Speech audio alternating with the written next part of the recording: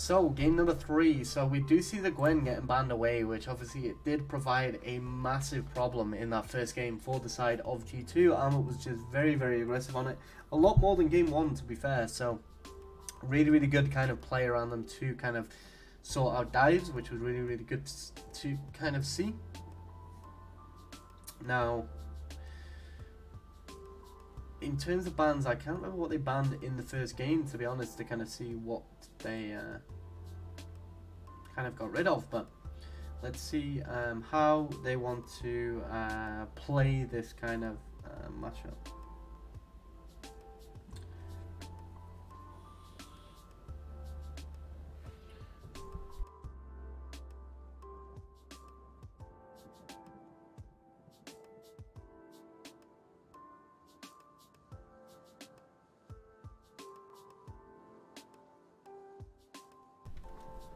So, okay, Viego first pick. Okay, this will get responded with the Xin Zhao though, just because, you know, this was kind of very, very common with this kind of patch in EU.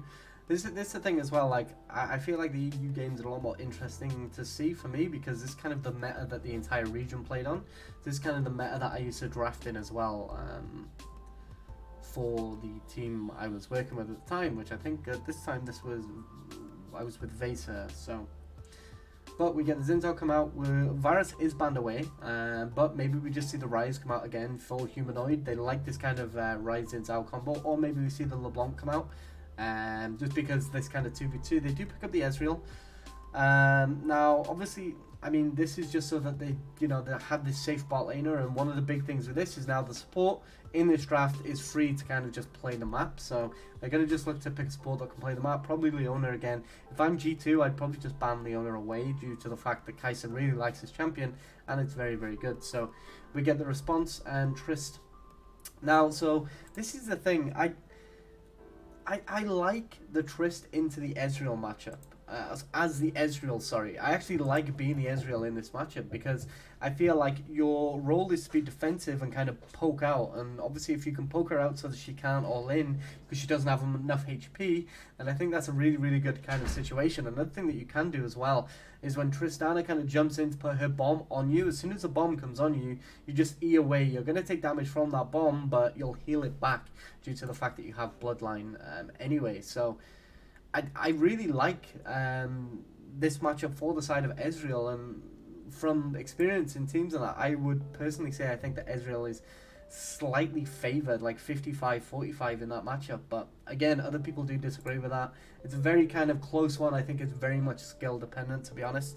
Tristana will get to a point where she can just one-shot Ezreal before he even gets a chance to really do anything. But overall, I mean, I like it as well. And also, it's kind of like one of them situations where, I mean, Triss is never really going to get on Ezreal like him unless his team mess up, but we do get the TF, so it's really good because this TF is actually a counter to the LeBlanc if he plays it properly anyway, due to the fact that, you know, the wave clear that you get out of TF, and if you position properly, the LeBlanc can never really clear the wave and be aggressive on you at the same time, purely because a W is needed for not only pushing the wave, but also trading and being aggressive. So one thing we maybe see is things like the Viego coming to the lane, LeBlanc will W onto the backline, kill the backline, and then get the easy E, which will then translate into Viego's W. So again, they're just looking to kind of suffocate like their bot lane with supports, and we'll see this again. This has happened in all 3 games, and G2 haven't picked it up and realized so far they need to ban something like the Leona there, and just get rid of supports, because now they're just going to take the Leona again, and they, like, G2 have clearly shown that they've got no response to this R4 Leona in multiple games so far. I mean, the first game they did win, but it was just a hard stomp, and it was just a very, very, very good gank from Jankos, to be honest. So, but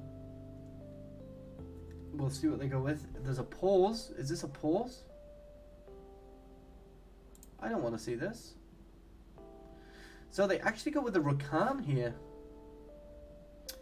And then we get a Mundo response and a no. The Mundo will go top. Is obviously, it's just a tank. Like, blind picking top isn't too bad because you can just put them on a tank, and it doesn't really matter if you lose CS. You will end up being a tank late game anyway, so it allows your team to kind of do things elsewhere on the map.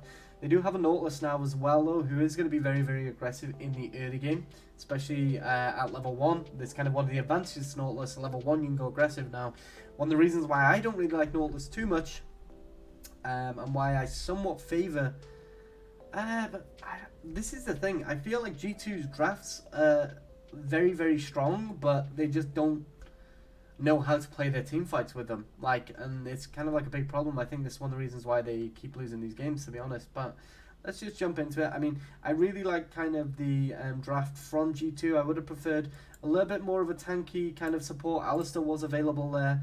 I think he would have been much better due to the fact that Nautilus, if you use your Q and it goes wide, or say they flash it and you hit the wall, you're not going to get your aftershock, which is a big, big problem, because then you're going to get kited out massively and your W shield just isn't enough to keep you alive. So it's kind of a case of, if Nautilus goes aggressive on you early and you manage to get away from it, you're kind of screwed. Now, they do have an opportunity at level 1 to do something to the Ezreal before he manages to get his E, but if he manages to get that E, it's going to be very, very risky for him, and he's just going to get out over and over. So we'll see how this goes.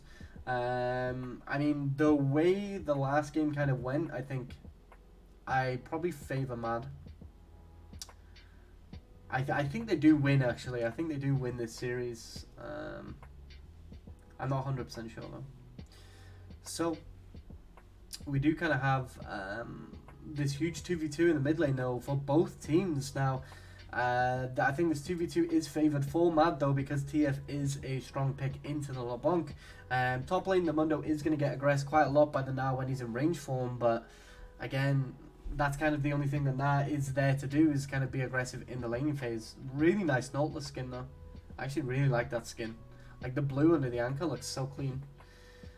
So right here we see some aggression going down already. Now, this is very, very good for Humanoid, because this is now going to mean that LeBlanc's W is down for 18 seconds in this situation, which is so substantial. So now he has this big window of 15 seconds that he can just kind of run it down a bit, to be honest. And I don't know why they're zooming the map that big, but... So we see on top, this is another thing with Mundo as well. You can just farm with your Qs. Also, Jankos is pathing into bot side, same as in Zardis, because both top lanes are weak-sided in this game. We do get the passive proc from Caps, which is kind of risky at this stage of the game for that to come through, but he doesn't have time up tonic either, so he's not going to heal up instantly. Whereas TF does have time up tonic, I think. I'm not entirely sure.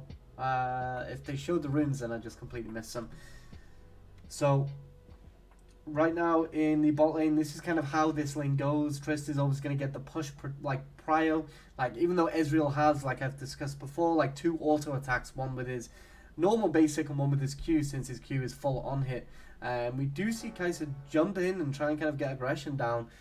I mean, it's not too bad. I mean, they do get quite a lot of damage off there, but they're never really going to get prio for that. We do see Jankos go into the jungle, though, to try and kind of find Elyoya, but I think he knows. Whoa, that was weird. So, yeah, Elyoya instantly knows what they're going for. This is very, very risky. The pull of the Grom to get it out of the range of Xin Zhao W, it is very good to see, though. But he does manage to steal away his grab. Now that's huge, because now they also get prio in the river for this crab and then the top crab. So, this is a very, very good early start for Jankos. And I think Jankos is playing these... Okay, so we get a first blood. That should not happen.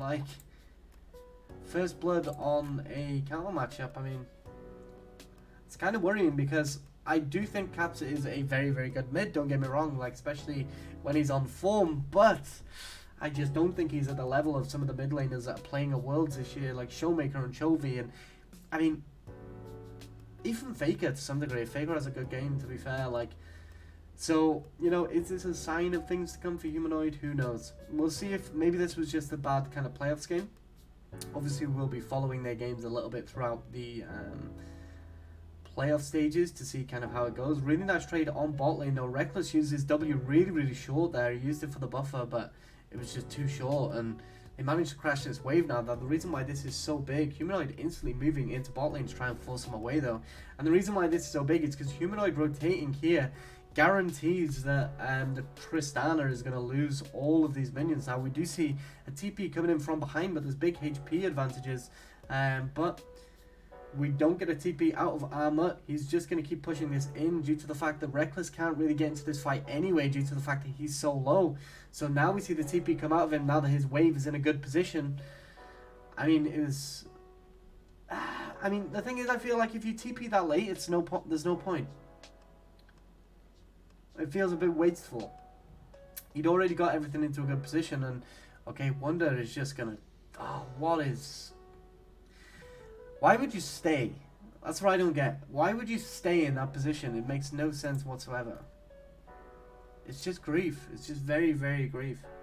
Oh, what the... What was that? Did he hook and then try and... What? What?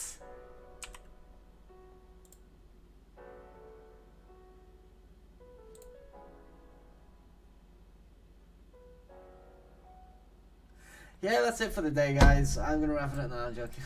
Like, it's just so grief. Like, it doesn't feel like a good game to watch when things like that happen. It's like,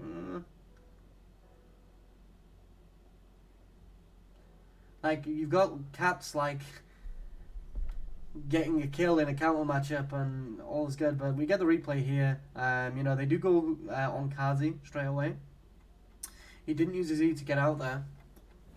He actually used it aggressively due to the fact that, like, a Nautilus and a Mundo, they're not going to kill him, are they? Like, I mean, the LeBlanc did come, but he does manage to get the heal, and then he dies, obviously.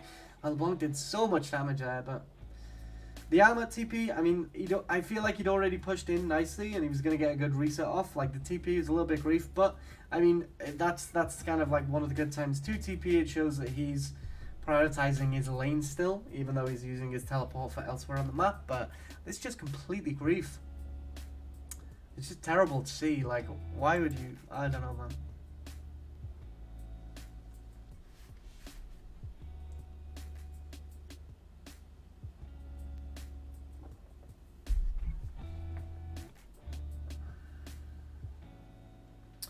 So, we do get a pick onto the Rakan. Will it really matter? Probably not. His W is very, very oppressive, and then he has his E on top. So this is the thing with Rakan. He's very slippery. He's very, very slippery. It's kind of like one of those champions that it's very hard to lock them down.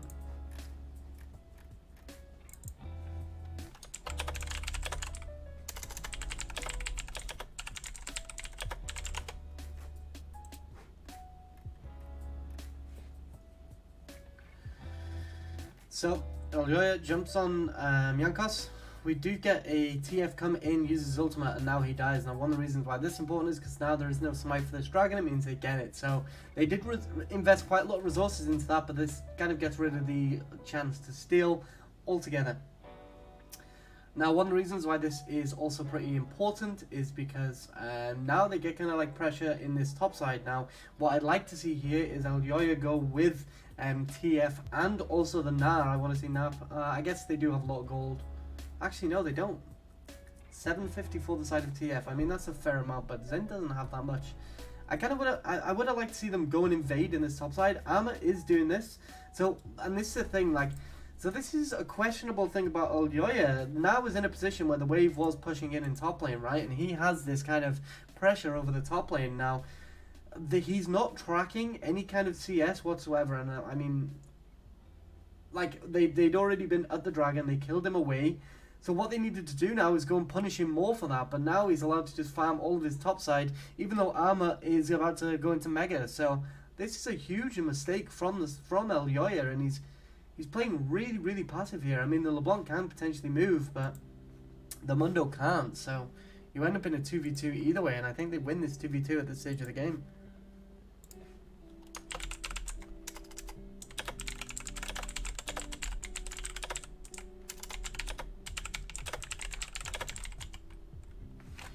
Because they could have stolen away that blue buff as well, and, you know, that would have been pretty damn big because of the amount of XP that it would have give over to the Xin Zhao, so...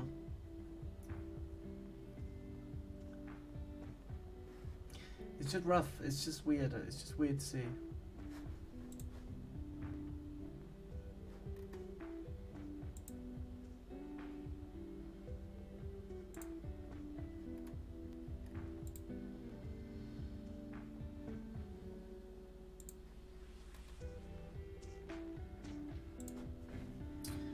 so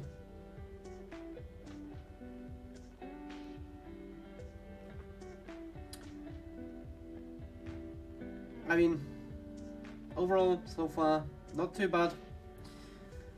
I mean, the fact that Humanoid still got solo killed in mid lane is very, very interesting, but Ezreal now has his Sheen, which means he's going to actually be outputting a very large amount of damage in this bot lane, and this is the thing, like, that I was saying earlier, like, I know some people argue that Tristana is favoured into this, but I really think it's favoured for Ezreal. Like, if the Ezreal plays it properly and you just play defensive, like, you're there to be poke, which later on into the game, that poke is going to be extremely valuable due to the fact that the entire side of G2 wants to jump on them. So it's going to be down to TF and Ezreal to just keep poking out as much as they can. I really dislike that that Oblivion Orb for the TF, though. I think that's very, very grief due to the fact that TF in these kind of comps, your goal is to get your Everfrost and your Rapid Fire. You obviously can't rush Rapid Fire first item because it doesn't really give you many stats for the laning phase, but once you've got Everfrost and you're having the kind of ability to put a lot of kind of auto attacks into the enemy, it becomes very, very valuable, especially because of the synergy with your E and Rapid Fire, but the Everfrost is just slightly too important. The problem is with this orb as well, it's just filling up an inventory slot, and I really don't think they've got a massive amount of healing. Obviously Viego does have healing if he gets a kill, but I mean, how is he ever going to walk up into your team comp? You have an Ezreal, you have a TF, like, they're just going to poke him out, and they've got this early lead, so I feel like if they didn't have this early lead, then I still very, very like G2's comp, but I just really don't think the Nautilus is as good here, and I think G2 are playing a lot worse than Mad in this series as well. Yoya does get spotted by Caps in the just out of vision, so that will get spoiled. We see a blasting one pick up here. It's kind of one of the unfortunate things with having Oblivion Orb as well, is you can't go double Antum, you have to go into the blasting one. But that is a very big gold item that can now be kind of played around, so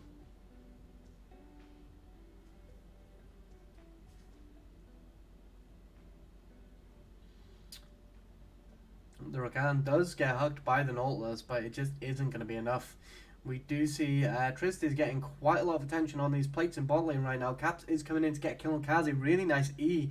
Kai'Sa is potentially dead, but never mind. The E is just too powerful, and they actually managed to get the turret inside of top lane for that as well. So, I mean, the first tower goes over to the side of Mad, and this is kind of just pushing their gold lead even more. Now, one of the big things here, though, is they did use this Herald to push this, which means, you know, gold is shared. And whereas in bot lane, Tristana is getting all this gold free just for herself. Now, if she would have just got one extra auto in there and then jumped, then she would have been fine. But the fact that she Reckless started playing defensive after he'd already committed is kind of grief to be honest. It's a very interesting situation. Emphasis on the int. It's just a bit rough, to be fair.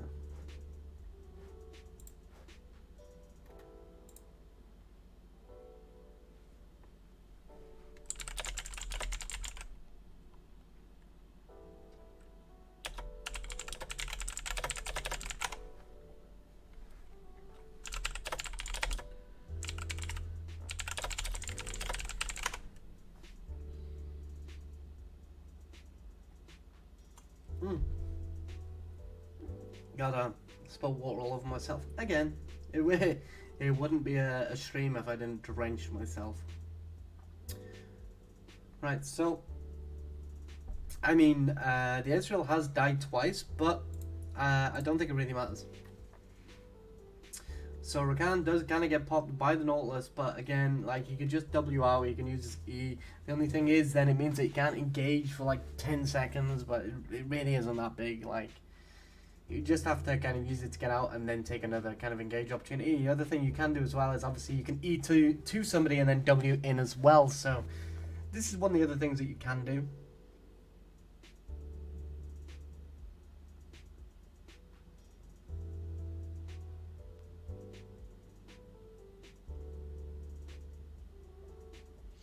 So Reckless getting more plates. I mean, he is getting a lot of plate gold in this bot lane, to be fair, and He will pick up his Kraken Slayer. I mean, again, I think this is also a good Gale Force game too, especially considering the enemy ADC won't be going Kraken Slayer here. So we'll see what he does. Due to the fact that he does have a lot of things to dodge, the Na ultimate, the Rakan engage, even the TF cards if he flashes forward. So we'll see, but Humanoid solo killed again. Humanoid solo killed again. That's pretty, I mean, I'm gonna count that as a solo kill anyway, but like 2 solo kills in a row. 2 solo kills is grief, in my opinion. Especially when you're in a good matchup, so they clearly haven't kind of practiced this pick anywhere near as much.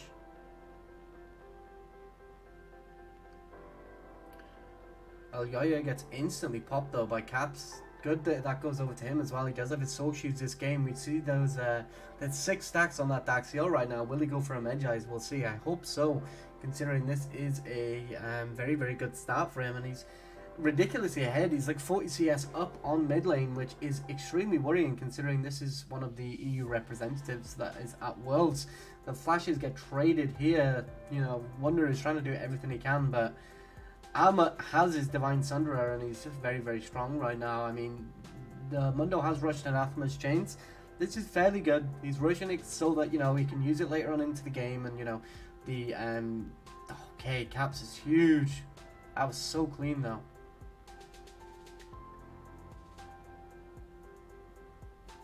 That was actually such a clean kill. So we're going to see a replay of this top lane, just see kind of what happened here. Now, Wonder does get kind of aggressive by walking up like that, and Armor does get that fat 600 gold from the tower. I don't know why Wonder walked up like this. It's completely grief, and now he has to flash this wall, but there's already a flash timer, so Armor is absolutely huge off this now, especially considering that's almost 1,000 gold in his pocket just for that tower and the 1 kill. 900 gold up. He's going to be very, very strong right now, and now he's actually going to be in a position where he can do a lot. Now, he has picked up the Black Cleaver. I actually think this is very good this game due to the fact that, you know, Nautilus will be somewhat tanky, but Dr. Mundo is going to be the person that you need to kill in order to get access to the LeBlanc and also the Tristana. So I like the Black Cleaver here, to be honest. I think Black Cleaver is bait in a lot of games, but I think it's good here. And one of the problems that we do have here is instead of having a Zeal, the TF currently has an Oblivion Orb, which again, it's very, very easy to kind of dodge the TFQ, so you can't really apply it AoE, but you know, if you do manage to gold card somebody, they will get Grievous Wounds, which can, you know, allow you to just blow somebody up. So I can see its reasoning behind it, but I don't like it, personally. Like, the Viego is healing a lot, the Mundo is healing a lot, but I feel like put it on someone like the Ezreal. Ezreal can ult and get it on everybody at the same time. That, you know, means that he's not going to be locked into his ult animation when it comes to kind of kills. I don't know why there's so many people in mid lane. I think it's because, like, the TF is too scared to side lane against the LeBlanc, because the LeBlanc is strong enough to kill anybody right now. So because the LeBlanc is so strong, it's very, very hard to actually match her in the side. We do see G2 in a position here where they can potentially do something. I do think they're very, very strong right now, especially with Caps. If he manages to get a pick on Humanoid, he's going to be able to do a lot. We do see the ultimate come out TF though to catch her. TF is just sat on the gold card, just waiting to kind of use it on somebody, but they are playing this team fight very well. Standing back, they're being very controlled. Caps does miss all his abilities, unfortunately. But they do have pressure over this dragon right now, and are they just going to try and rush it? Caps is going to jump out and just waste their time. Armor is about to go mega though. Triss does ult him away, and they are going to be able to get the dragon, which is pretty big considering it's an ocean. And now this is a really big fight. Now Mad are a little bit split and a bit low, but the Armor does get a fairly nice ult onto Jankos, but it doesn't matter. The resets will come through, and G2 will just go crazy. And this is the thing with Triss as well, is once you start getting them resets, you just kind of go nuts. And there we go, another double kill for the Triss. Now, this was just very, very kind of split team fight for the side of Mad, and they got poked out too much. Caps is so huge in this game, like actually so huge. So here we see Reckless actually just uses ult to get Armor away so he can't jump in the pit. Kaiser does get, tries to get a kind of a good ult off. It doesn't really go too well. Doesn't really get any of the priority targets with that ultimate, which is one of the biggest things. The now does manage to break the Viego W, but it really doesn't matter. As soon as he gets that one reset, he's just going to run everybody down. You have the reset comp of the Tristana and the Viego this game as well. So they'll just, you know, keep... they'll just keep running him down. Kazi does die. Rakan jumps in to try and shield, but ends up getting damaged by the splash from the Tristana E. Now they're just going to go into this Herald. I don't think this is too hot. It's a 19-minute Herald. I don't think there's much use of it. They're just going to use it to crack towers. I mean, in comp, it's a little different than in solo queue. In solo queue, if you're going for a Herald after 14 minutes and you've got camps, then it's really, really grief. I mean, it is still a little bit grief, the fact that Jankos has gone for Herald twice now without farming his bot camps. So he is just prioritizing pressure over getting himself ahead, but it is a bit of a mistake. You should look to clear out the camps on the opposite side of the jungle before you go, just because now Zinzao will walk into his jungle right here and clear away his buffs. So, oh wait, Wonder just dies again. The knockup isn't going to go through due to the fact that he's spell immune, but then the charm does. So this is really big, and now Olyoya is just going to take these camps away, especially this red buff, and it's going to be very, very hard for him to do anything. Amma is in a bit of a sticky situation here, though. How's he gonna deal with this? If he uses E, maybe he can jump out, but no. There's not much you can do there. You knew it was coming. They could potentially... Oh, I think this is a big mistake. They could have continued pushing on this tower, and even though the inhib wouldn't be good to take here due to the fact that they're not in a game-ending position, I think getting that tower there would have been really, really important, even if they just sent Caps to get it, and then he can just jump back. Now, they are going to start Baron now. Okay, we do get a good hook out of Mickey, and Caps is just kind of gonna murder everybody. Actually manages to get the E onto Rakan. Will he get another one? He does get another E onto Rakan. LeBlanc just cleans him up. Caps is huge this game. He's putting in one hell of a performance, to be honest. Like, playing really well.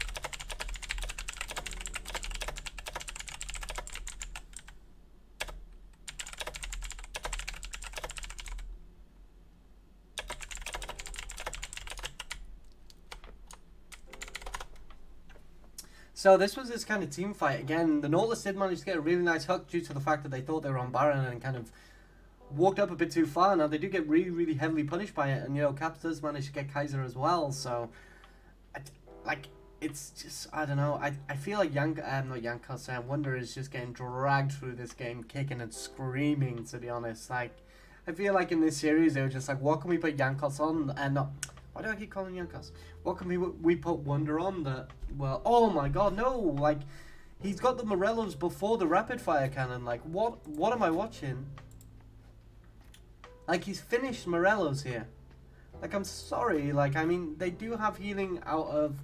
Like, they have a lot of healing in the Mundo and the Viego, but you need that rapid fire cannon. Otherwise, how are you ever going to do any damage? Or how are you going to be able to get those stun cards off? It just doesn't really make that much sense. Mutt is going to try and kind of steal the blue buff, but it's just not good enough. Like, G2 are in a position where they could potentially win, but the gold isn't that far behind, to be honest. I mean, we do have a lot of CS coming in for the side of the Nahia, which is quite, like, it's offsetting the gold by a little bit, but...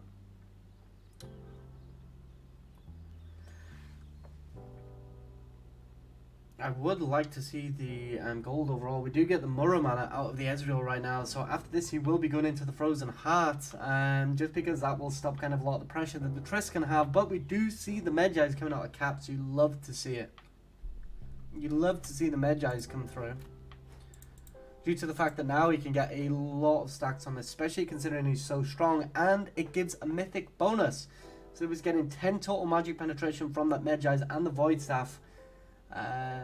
and you know he's getting another 6 from his Ludens as well. So very, very good. There is a fight in the top lane right now. Humanoid is running down Wonder. What is Wonder doing? Why is he even in this position? I just feel like Wonder just doesn't care. Like, he's playing for a paycheck. Like surely, like, the fact that he's in these positions over and over is so grief, because it's like, all he needs to do is be with the Tristana and be a tank. That's it. The caps is absolutely massive. Caps is huge. Unfortunately, his chains were on his ult there, so he couldn't use it again. But, crazy, crazy. I don't know, man.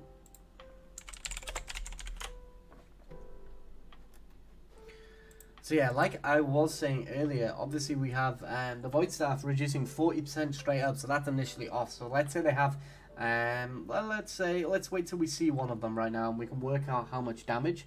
So even like the TF here, he has 69 magic resist. So, and this is with his boots as well. So boots give a 25 MR, which comes to about 15% damage reduction.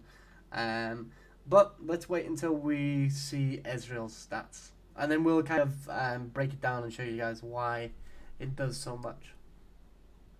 So we'll wait till we see Ezreal's stats in the bottom left, and then we'll pause. But right now, they're just looking to push in as much as possible. So Rakan. Now look over Ezreal, please.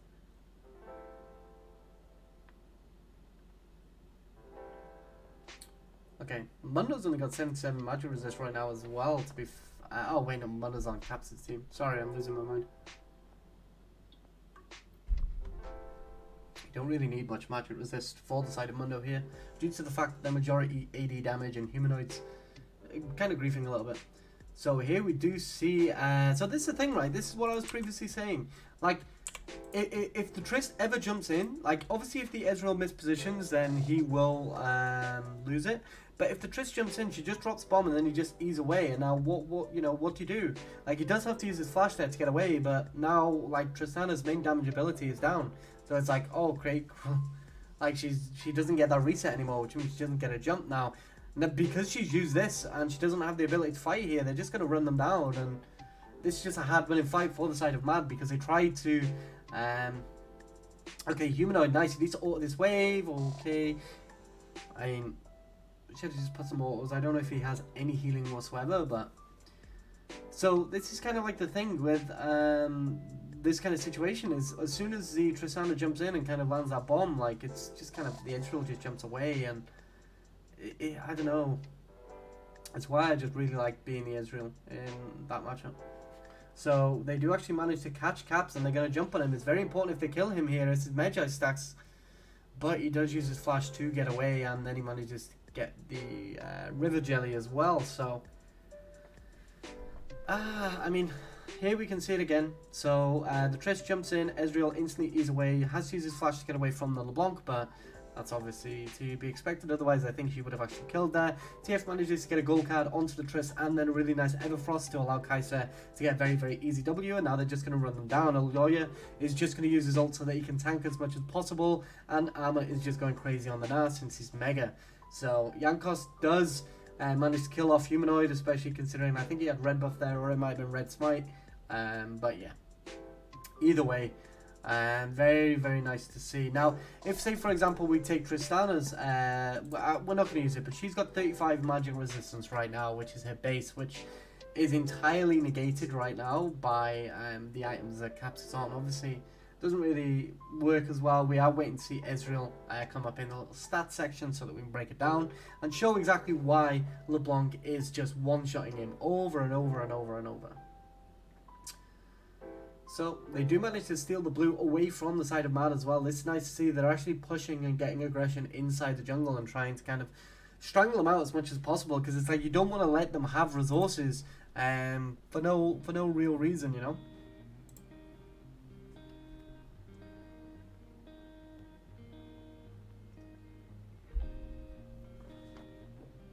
And so we do see Caps is going towards his Rabadons right now, which means he's a little bit stunted right now in terms of his damage output, but as soon as he finishes that off, he's going to be super, super strong. So if I'm inside of G2 right now, I just want to wait. I just want to get them off this Baron just so they don't keep doing it. But they are just going to keep doing it. Armor is mega though, so he does manage to get an ult into the wall. Okay, this is very, very good for the side of Mad. They managed to get a fight around the kind of moment where Armor was mega, and this means that Caps can't really get into the fight, because if he does, he gets instantly locked up and all those Magi stacks are gone. But as we can see here, Ezreal has a total of 42 magic resist. So what happens is this gets reduced by 40%. So 16.8. So this is getting reduced by 16.8 already, due to the I'm just gonna quickly just use this because I can't bother doing decimals. So 42 minus 16.8, so that puts him to 25.2. So with just the Void Staff, Ezreal's MR is at 25.2 right now. Now the problem with this is that Caps is getting 6 Magic Pen from this. He's getting an extra 5 from this and this, which is another 10. So he's getting 16 there with these boots, which are 18. So he's getting 16 plus the 18. So you know, it's right now he's doing so much damage to him purely because like what 28 34, so he's reducing 34 without the Rabadons coming, which as soon as the Rabadons comes, that's going to be 39. So out of this 25.2, he's getting reduced by 39. So the problem with this is obviously now he's in the Ezreal is in negative magic resist. So right now he has minus 13.8 magic resist. Now the reason why this is huge is because the fact that he has negative MR means that the abilities that Caps is actually doing to him is doing more than the base damage that they provide. So he's actually getting even more damage out of his kit because he's got all this magic pens. So if he ever gets on top of Ezreal and manages to grab him, he's gonna die, because in theory he's at this minus 13.8. So this is why I say that this build is amazing if you're the only AP dealer on your team, which he is the only one that's doing AP. So this is why this is super, super valuable, like super good.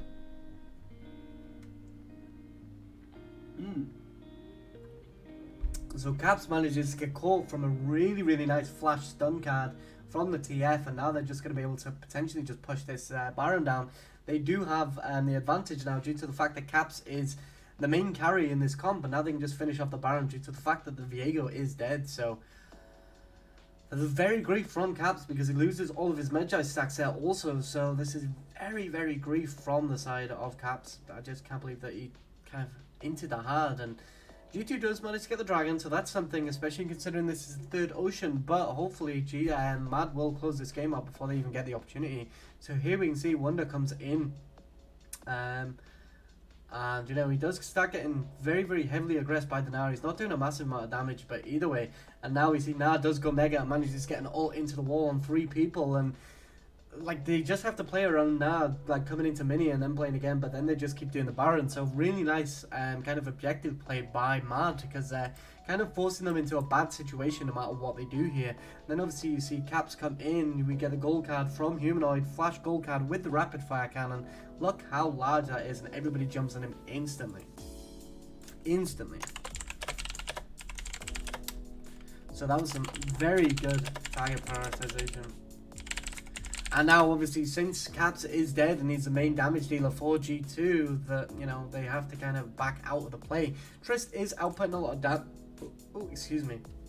So Trist is outputting a massive amount of damage, but she needs a tank. She needs somebody that can be there with her and kind of play up front. And like Wonder just keeps inting, so she isn't really getting that. She doesn't get that kind of opportunity.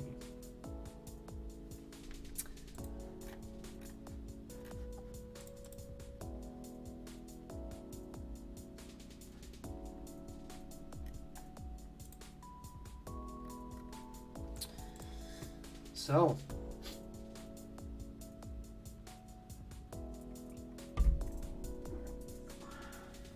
So now we can see Kaiser again. I mean, he's just trying to lock up Caps, but Caps does so much damage. But one of the big things is Kaiser has bought magic resist. Now, one of the reasons why this is important is because if you get that magic resist, you're going to be negating so much of LeBlanc's magic pen. That's why she kind of falls off a little bit later towards the game, because when people have magic resist, the magic penetration isn't anywhere near as valuable, and you don't get that true damage, or more than true damage. You don't get that bonus damage for stacking up so much pen. So very, very risky. Now this is kind of one of the reasons why sometimes people go like Morello's as well, is because it's a cheaper pen item. It just gives it a bit more value. But overall, and Cats has finished his Rabadons right now, so he is huge. He's going to have the ability to just completely one-shot someone. So we will look to see kind of how he plays around that.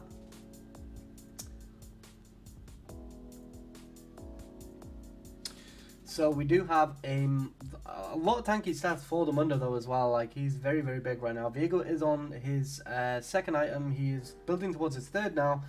Obviously, he's a little bit behind this game due to the fact that, I mean, to be fair, I don't even know why he's so behind this game. I guess Zinzao is also on quite a low amount. But here we can see the CC chain is absolutely huge. Caps is going to come in and try and do some damage. He does manage to do so much on Olioya. But, he does have these boots, which means, he does have a massive amount of...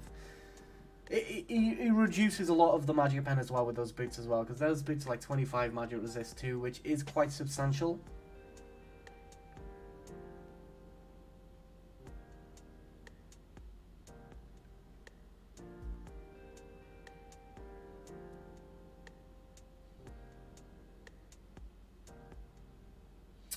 So they're going to just push onto this inhibitor now.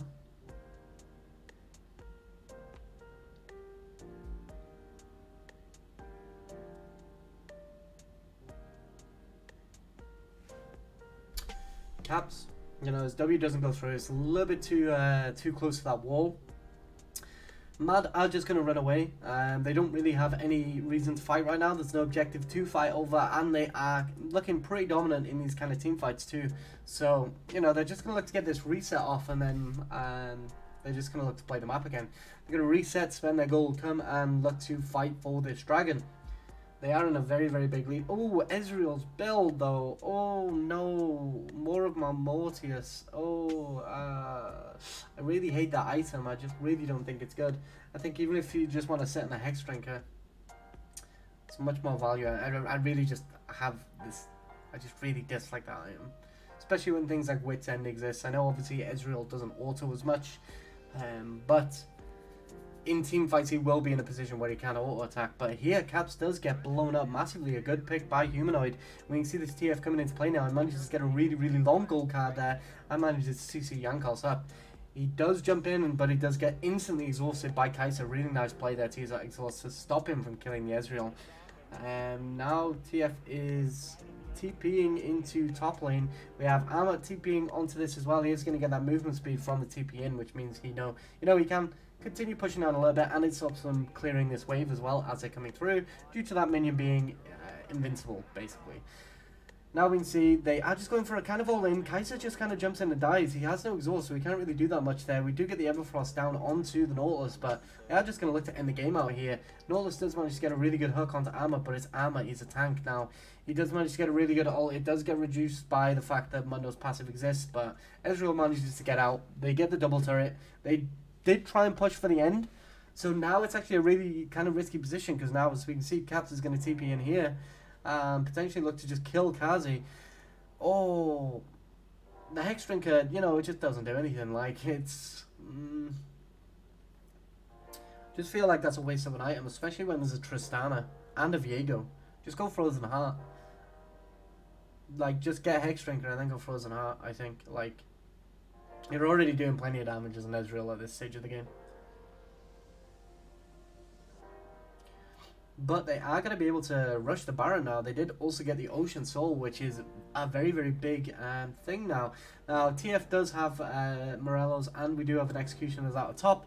They do need quite a lot of Grievous Wounds now, purely because they also need to reduce the healing that this Ocean is giving to them. But G2 managed to get the Baron now, and now this game is kind of swung a little bit in the favor of them due to the fact that the Trist is so strong now, especially considering she's almost full build.